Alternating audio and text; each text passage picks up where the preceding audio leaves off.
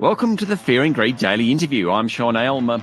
One of the big environmental challenges we face is our addiction to plastics. We're getting better at recycling and at using less plastic in the first place, but now an Australian company has come up with a plastic substitute. Ulu is backed by the CSIRO, partners with Deakin University, and last year raised $8 million in funding with some big celebrity backers. And the best part, this plastic alternative is made from seaweed, making it carbon negative. Michael Kingsbury is the co-founder and co-CEO of Ulu, U-L-U-U, Ulu. Michael, welcome to Fear and Greed. No, thanks. Thanks for having me, Sean. So tell me, where did the idea come from? Yeah, so the idea really, so Julia, who's my co-founder, it was really her idea back in 2019. So she's an oceanographer and marine scientist, has a lot of experience with understanding the impacts and causes of plastic pollution. And she was really looking for an alternative to plastics. So there's really no compelling alternative to fossil fuel-based plastics today. You have issues with the feedstocks that are used. You need a carbon source to produce materials. Many of those that today exist are from land crops, things like cornstarch, and the materials have issues around their properties. So yeah, it was really joining these two things, using seaweed as what we believe to be the most sustainable, scalable feedstock to allow us to replace the 400 million tonnes of fossil fuel-based plastics today, in combination with a special group of polymers called PHAs, which are produced by microorganisms. Like brewing beer, it's through fermentation, but we're brewing an alternative to plastic. They are home compostable and will also biodegrade if they happen to get into the ocean. But they have this very special, unique superpower in that they actually behave like plastics today. So they repel water, have good oxygen, moisture barrier properties. They're lightweight, durable, etc. So they have all the things you like about plastic, but they are uniquely compostable at the end of their life. Okay. Can I ask, this is science to me, and it is totally science to everyone, I suppose. Who discovered it? How do you come up with that idea, Julia or you? The concept, it's really Julia's. I think it's a mixture of her background in marine science and work in seaweeds in the past, in combination with really looking at all the different options out there. So we're a really mission-driven startup to replace plastic, and there are very few alternatives out there. So looking at the literature, scientific literature, what's on the market, and I guess intuitively joining the dots between what is a feedstock that doesn't compete with arable land for food production. Seaweed is a marine crop that you can grow at scale, and actually, if it's grown in the right way, can have benefits for the environment in that it bioremediates nutrient pollution. It sucks down lots of carbon.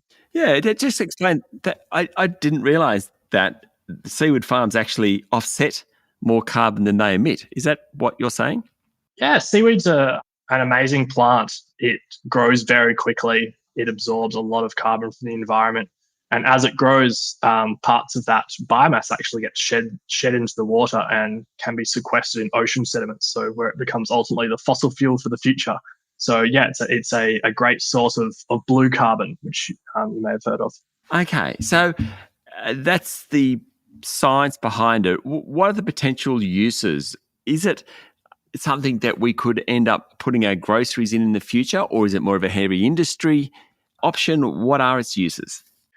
Yeah, so the types of materials that we're producing, technically they're called PHAs, again, produced from fermentation.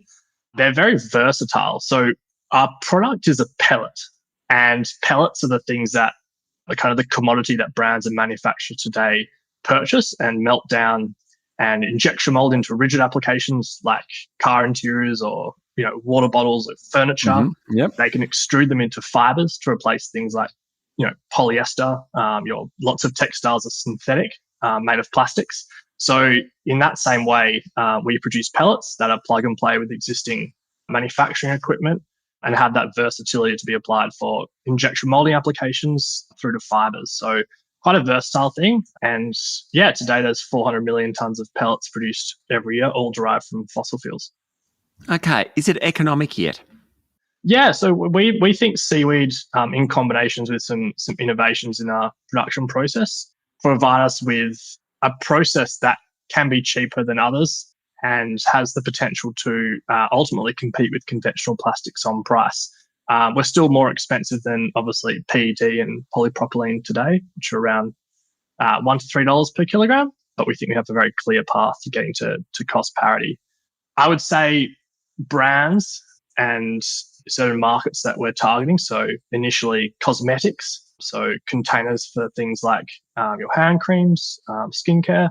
They're willing to pay a premium for our pellets, which does make us economic today, even despite being more expensive than commodity-based plastics. Stay with me, Michael. We'll be back in a minute.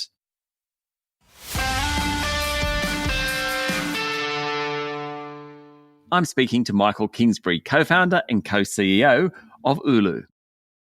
Okay, now you've been supported by Main Sequence, which is the CSIRO's innovation fund. How important has that been? Yeah, incredibly important.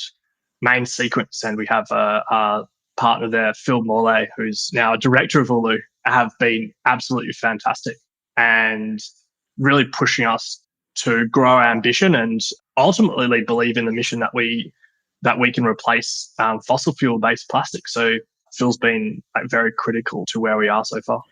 He's a believer. And you've had celebrity backers too, musicians, chefs, models all getting on board. I imagine, it helps financially, obviously, but it also probably opens some doors too, the power of celebrity. Yeah, I think we have, a very compelling story. We want Ulu ultimately to be a global brand as well, one that businesses are proud to show that their products are made with Ulu and that consumers are demanding that the products that they purchase are made from Ulu. So we see this consumer angle and the role of cultural leaders that they can play in building our brand awareness and building excitement in the market and really waiting for, keeping our powder dry with some of these influential investors and we're looking to, activate the use of Ulu in certain events and things like that in the future. So kind of watch this space for that. Okay, so what are the next steps, Michael Kingsbury from Ulu? What are the next steps? Right now, we are commissioned a pilot plant here in Watermans Bay, where our focus is really on product development. So taking our materials and ensuring that they're fit for use with customers and going through trials with customers. So we need kilograms of our material to do those, and then working with them to lock in offtake agreements, which we can use that future revenue to secure financing or underwrite debt for a plant towards the end of next year that can scale up to around 100 tons. So it's a demo plant in Indonesia next year, which is where we currently purchase our seaweed from. So that's really what our focus is on right now, producing as much of this material as we can to lock in offtake agreements with customers. What's the long-term goal? You've sort of told us throughout this interview, in a sense, you've answered this question already, but give me two answers. Give me utopia, but also give me where you think you'll be in 5 years' time.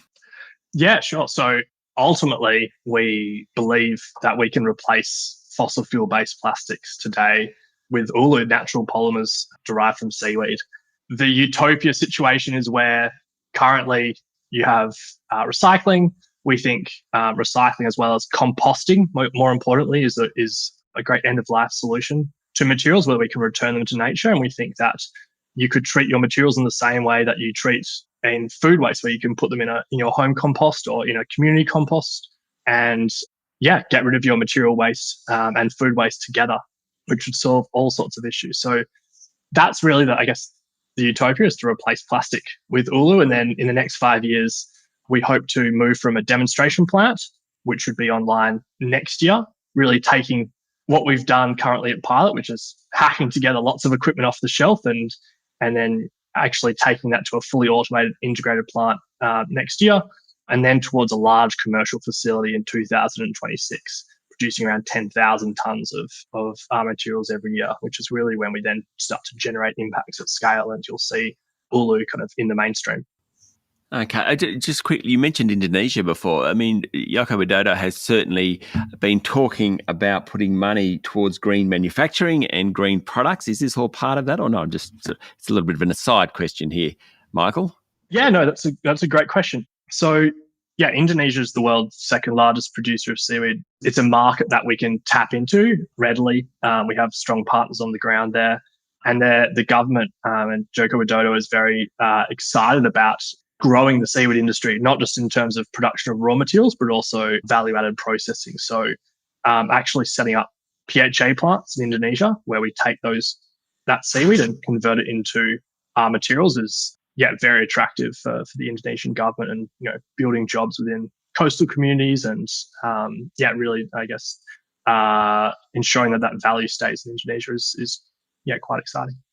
Final question: where's the name Ulu, ULUU, come from?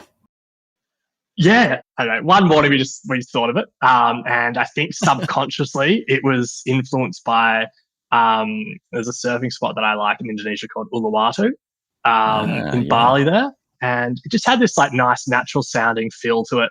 It was succinct, like 4 letters. There's nothing else like that in the world. So when you type in Ulu into Google, you essentially stumble across us. And it wasn't trademarked. There's no domain name taken. So it made sense. It feels good. Fantastic. Michael, thank you for talking to Fear and Greed. Thanks a lot for having me. That was Michael Kingsbury, co-founder and co-CEO of Ulu. This is the Fear and Greed Daily Interview. Join us every morning for the full episode of Fear and Greed, Australia's most popular business podcast. I'm Sean Aylmer. Enjoy your day.